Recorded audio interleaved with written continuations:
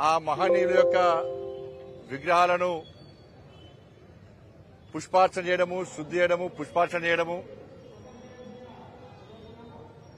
ఇవన్నీ కూడా కార్యక్రమాలు, రకరకాల కార్యక్రమాలను ఇలా భారతీయ జనతా యువమోర్చా ఆధ్వర్యంలో దేశవ్యాప్తంగా నిర్వహిస్తున్నాం. ముఖ్యంగా తెలంగాణ రాష్ట్రంలో ఇలా భారతీయ జనతా యువమోర్చా ఆధ్వర్యంలో అన్ని జిల్లాల్లో కూడా, అన్ని పార్లమెంట్ నియోజకవర్గంలో బ్రహ్మాండంగా ఇవాళ ఈ హరిఘర్ తిరంగా కార్యక్రమాన్ని నిర్వహిస్తా ఉన్నాం.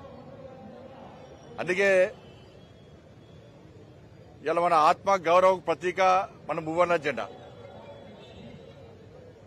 కాబట్టి దీన్ని ప్రతి ఇంటి మీద ఎగిరేయాల్సిన బాధ్యత ప్రతి భారతీయుడి మీద ఉంది. వాళ్ళ మహనీయుల త్యాగాలను స్మరించుకోవాల్సిన అవసరం ఉంది. వాళ్ళ త్యాగాలను తెరమరుగు కాకుండా చూడాల్సిన బాధ్యత ఉంది.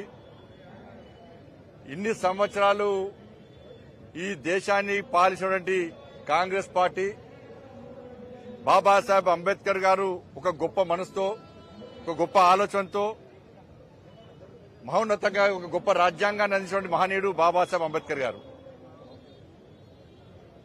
కానీ కాంగ్రెస్ పార్టీ ఈ దేశ స్వాతంత్ర్యాన్ని కేవలం నెహ్రూ కుటుంబానికి మాత్రమే లాభం జరిగే విధంగా, నెహ్రూ కుటుంబ భజన చేయడమే లక్ష్యంగా కాంగ్రెస్ పార్టీ ఇన్ని రోజులు ఈ దేశంలో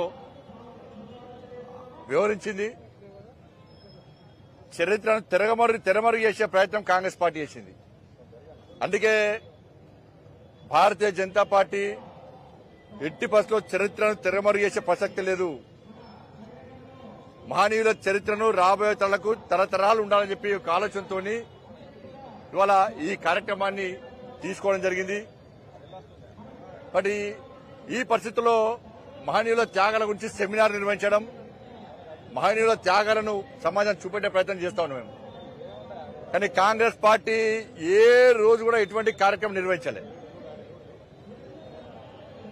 ఈ దేశాన్ని వర్గాల పేరుతోని, మతాల పేరుతోని, ప్రాంతాల పేరుతోని ఈ దేశాన్ని చీల్చింది కాంగ్రెస్ పార్టీ. మైనార్టీ సంతుష్టీకరణ విధానం అవలంబిస్తూ చీల్చింది కాంగ్రెస్ పార్టీ. నెహ్రూ యొక్క అరాచకం వల్ల, నెహ్రూ యొక్క అనాలోచిత విధానాల వల్ల లక్షలాది మంది ఆ రోజు ప్రాణత్యాగం చేసినారు. కోట్లాది మంది నిరాశ్రులయ్యారు. దానికి కారణం నెహ్రూ యొక్క అనాలోచిత విధానాలు. కానీ బాబాసాహెబ్ అంబేద్కర్ స్ఫూర్తిగా తీసుకుని ఈ దేశంలో నరేంద్ర మోడీ గారి పాలన కొనసాగుతున్నది. దానికి నిలువెత్తు నిదర్శనం 370 ఆర్టికల్ రద్దు. ఇలా జమ్మూ కాశ్మీర్ భారతదేశంలో అంతర్భాగం అని చెప్పి కాంగ్రెస్ పార్టీ భావించకపోవడం వల్లనే 370 ఆర్టికల్ ఇన్ని రోజులు కాంగ్రెస్ పార్టీ రద్దు చేయలే. ఇలా భారతీయ జనతా పార్టీ ప్రభుత్వం వచ్చిన తర్వాత నరేంద్ర మోడీ గారి నేతృత్వంలో 370 ఆర్టికల్ రద్దు చేసిన విషయాన్ని మనం గుర్తుంచుకోవాల్సిన అవసరం ఉంది. అలాగే బంగ్లాదేశ్ లో అంత దారుణ మారణ జరుగుతుంటే రాహుల్ గాంధీ అనే వ్యక్తి ఇంతవరకు మాట్లాడతలేడు. రాహుల్ గాంధీ మాట్లాడే భాష ఏంటంటే శ్యామ్ పిట్రోడా, అమెరికా భాష. అంకుల్ శ్యామ్ పిట్రోడా భాష, అమెరికా భాష రాహుల్ గాంధీ మాట్లాడుతాడు.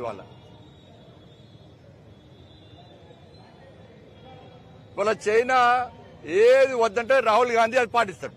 వద్దన్న దాన్ని రాహుల్ గాంధీ, చైనా ఏది చెప్తే రాహుల్ గాంధీ దాన్ని మాత్రమే పాటిస్తాడు. చైనా విధానాలను, చైనా ఆదేశాలను పాటించే వ్యక్తి రాహుల్ గాంధీ. కాబట్టి ఇటువంటి పరిస్థితుల్లో జాతీయ పతాకాన్ని సగౌరవంగా ప్రతి ఇంటి మీద ఎగిరేయాలి. మన భారత జాతి యొక్క ఐక్యతను ప్రదర్శించాలి.